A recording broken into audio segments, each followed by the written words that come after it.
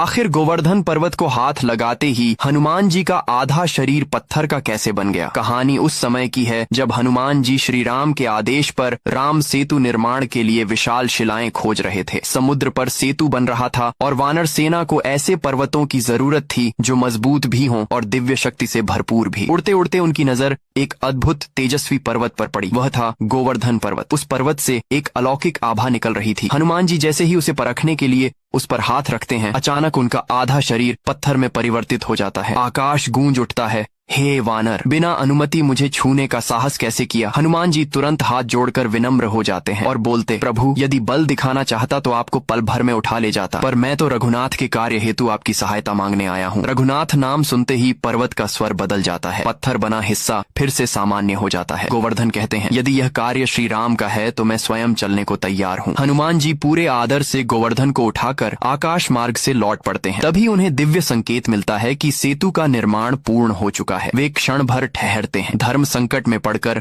अंततः गोवर्धन को एक पवित्र स्थल पर स्थापित कर देते हैं। हनुमान जी क्षमा मांगते हैं, प्रभु, आपका सहयोग व्यर्थ नहीं था, पर समय ने साथ नहीं दिया। गोवर्धन शांत स्वर में कहते हैं, मैं तुम्हें तभी क्षमा करूंगा जब मुझे यह वचन दो कि स्वयं श्री राम मेरे दर्शन करने आएंगे। समय बीतता है, त्रेता समाप्त होती है, द्वापर युग आता है। वही श्री राम कृष्ण रूप में अवतरित होते हैं। ब्रजभूमि में एक दिन इंद्र के प्रकोप से गोकुल को बचाने के लिए वे उसी गोवर्धन पर्वत को अपनी कनिष्ठा उंगली पर उठा लेते हैं। उस क्षण गोवर्धन समझ जाते हैं यह वही वचन है जो त्रेता में दिया गया था। इस तरह राम और कृष्ण, दो अवतार, एक ही प्रतिज्ञा और गोवर्धन पर्वत की कथा पूर्ण होती है।